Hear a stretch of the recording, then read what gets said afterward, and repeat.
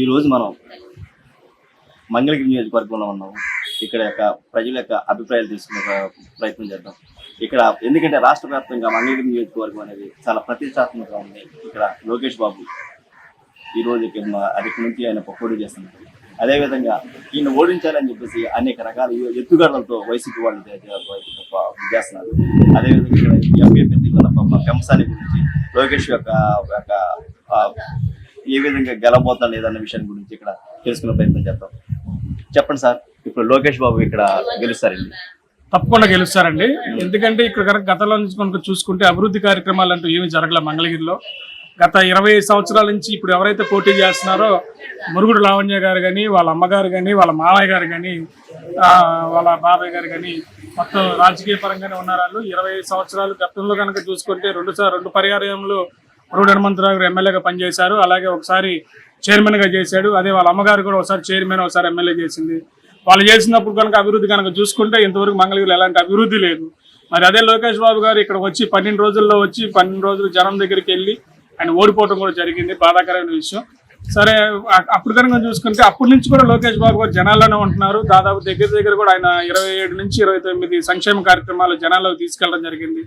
24 గంటలు జనాల్లోనే ఉంటున్నారు.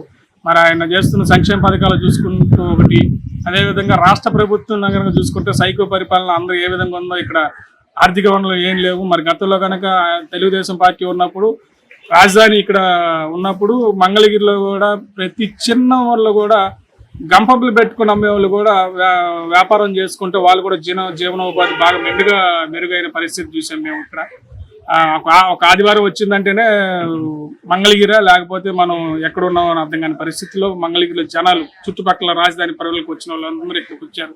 వాళ్ళు రావడం వలన మంగళగిరిలో వాళ్ళు కూడా ఆర్థిక పరంగా పుష్టిగా సంపాదించుకొని ఒక విధంగా మంచి మనుగడ సాగించారు 5 సంవత్సరాలు. ఏ రోజైతే సైకో ప్రభుత్వం మన జగన్మోహన్ రెడ్డి గారు కనుక ఏ రోజైతే వచ్చాడో ఆ రోజు నుంచి ఇక్కడ అభివృద్ధి కార్యక్రమం అనేది శూన్యం. రాజధాని కూడా ఆపేయడం వలన ఇక్కడ ప్రతి ఒక్కరు కూడా ఆర్థిక పరంగా చాలా ఇబ్బందులు ఉన్నాయి. ఇసుక లేదు, అభివృద్ధి లేదు, ఐరన్ పెరిగిపోయింది, సిమెంట్ రేట్లు పెరిగిపోయినాయి, కరెంటు రేట్లు పెరిగిపోయినాయి. ఏది చూసుకున్నా కనుక పట్టుకుంటే కాలిపోయే పరిస్థితిలో ఉంది. మరి అందరూ కూడా ఎప్పుడెప్పుడు అని అంతకు ముందుకు చూసుకుంటా కానీ రాజకీయ నాయకులు ఎదురు చూసేవాళ్ళు ఎలక్షన్ వస్తున్నాయి, ఎప్పుడు వస్తాయని చెప్పని. కానీ వాళ్ళ రోజున మేము చూస్తున్నాం, ప్రజలు ఎదురు చూస్తున్నాం. మేము ఇక్కడ ఎప్పుడు ఎలక్షన్ వచ్చుద్దా, ఎప్పుడు ఈ ప్రభుత్వం నుంచి బయటపడతామా, ఎప్పుడు అభివృద్ధిలోకి వెళ్తామా, ఎప్పుడు వెళ్తామా అని చెప్పేసి మేమందరూ ఆ విధంగా ఎదురు చూస్తున్నాము. ఆ ఎదురు చూపులేనే ఇప్పుడు ప్రతి ఒక్కరు కూడా స్వచ్ఛందంగానే తెలుగుదేశానికి ఇక్కడ పెమ్మసాని చంద్రశేఖర గారు కూడా మరి ఆయన అమెరికాలో స్థిరపడ్డాడు, మరి బాగా సంపాదించాడు. అయినా కానీ మరి అంత సంపాదన కానీ ప్రజలకు ఏదో సేవ చేద్దామని చెప్పి వచ్చాడు. మరి లోకేష్ బాబు గారు కానీ పెమ్మసాని చంద్రశేఖర్ కానీ ఇద్దరికి కూడా ఇక్కడ సైకిల్ గుర్తు మీద ఓటేసి మేమందరం వాళ్ళిద్దరిని గెలిపించుకొని రాష్ట్ర అభివృద్ధిలో మేము కూడా పాలు పంచుకుంటామని ఈ సందర్భంగా తెలియదు. సార్, ఒక విషయం చెప్పారు.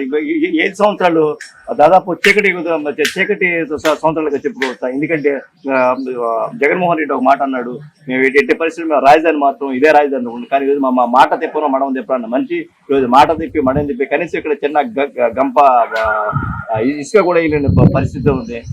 అటువంటి వ్యక్తులు పోవాలని చెప్పేసి ఇక్కడ రాష్ట్రంలో ప్రజలు, ఇక్కడ మంగళగిరిలో ప్రజలందరూ కోరుకుంటున్నారు. జగన్మోహన్ రెడ్డి గారి గురించి కానీ మా కరకట్ట కమలహాసన్, మా ఆర్కే గారు, రామకృష్ణారెడ్డి గారి గురించి చెప్పాలంటే ఆ రోజు ఆయన పెద్దగా గొంతు చించుకొని నేను అన్నను అడుగుతాను, నేను అన్నతో పోట్లాడతాను, రాజధాని ఇక్కడే ఉంటది అని గొంతు చించుకొని వచ్చాడు. మరి అదే విధంగా కనుక చూసుకుంటే గత 3 నెలల క్రితం కూడా ఇక్కడ అభివృద్ధి చేయడానికి జగన్మోహన్ రెడ్డి గారు రూపాయి ఇవ్వలేదు. నాకు 1200 కోట్లు ఇస్తాను నియోజకవర్గ అభివృద్ధికి, 12 కోట్లు ఇవ్వలేదు, 12 లక్షలు ఇవ్వలేదు. ఏహం పెట్టుకొని నేను వెళ్ళి రాజధాని ప్రజల్ని ఓటు అడుగుతాము అని చెప్పి వెళ్ళిపోయినాడు. గోడ కొట్టిన బంట్ల మళ్ళీ 2 నెలల్లో వచ్చారంటే మరి నాకు కరకట్ట కమలహాసన్ అనాలో లేకపోతే ఆయన అమితాబ్ బచ్చన్ అనాలో కూడా అర్థం కాని పరిస్థితిలో ఉన్నాం మేము ఇక్కడ. అని నిజంగా ఇది నవ్వుకోవాల్సిన పరిస్థితి ఏంటంటే, నేను అన్నని అడుగుతాను మొహం పెట్టుకొని వెళ్ళి జనాన్ని ఓట్లు అడుగుతాం అన్న వ్యక్తి వాళ్ళకి వెళ్ళి జనాన్ని ఓట్లు అడుగుతుంటే మరి అది హాస్యాస్పందమే కాకుండా ఏమని చెప్పాలో కూడా నాకు అర్థం కాని పరిస్థితి. సార్, పెమ్మసాని చంద్రశేఖర్ గారు ఈ రోజు ఆయన గారు అమెరికాలో ఆయన మంచి ఉద్యోగం మంచి పొజిషన్ వదులుకొని వచ్చి ఇక్కడ మా ప్రజాసేవకి ఇక్కడికి వచ్చారు. ప్రజల స్పందన ఏ విధంగా ఉంది ఆయన? సార్, ఇప్పుడు చెప్పుకోవాలంటే పెమ్మసాని చంద్రశేఖర్ గారి గురించి మాకు తక్కువే తెలుసు. ఎందుకంటే ఇప్పుడు ఆయన వచ్చాడు కాబట్టి ఆయన గురించి ఏంటి అనేది ఆయన చెప్పటం, తర్వాత మేము తెలుసుకోవడంలో చేసుకున్నాం. ఆయన కష్టంగా చిన్నప్పుడు కూడా మామూలుగా ఎలిమెంటరీ స్కూల్లో చదువుకొని చాలా కష్టపడి ఈ స్టేజీకి వచ్చి అమెరికాలో మంచి పొజిషన్లో ఉండి నేను నా రాష్ట్రానికి నా ప్రాంతానికి ఏదో ఒకటి అభివృద్ధి చేయాలి, నేను ఆ అభివృద్ధిలో నేను పాలు పంచుకోవాలి, నా జనానికి నేను ఏదో ఒకటి తోడ్పడతానన్న సదుద్దేశంతో వచ్చాడు. గతంలో కూడా ఆయన 2014 ఎలక్షన్లో కూడా ట్రై చేశారని తెలిసింది. మరి అప్పుడు ఉన్న పరిస్థితుల్లో ఆయన టికెట్ ఇవ్వలేదు.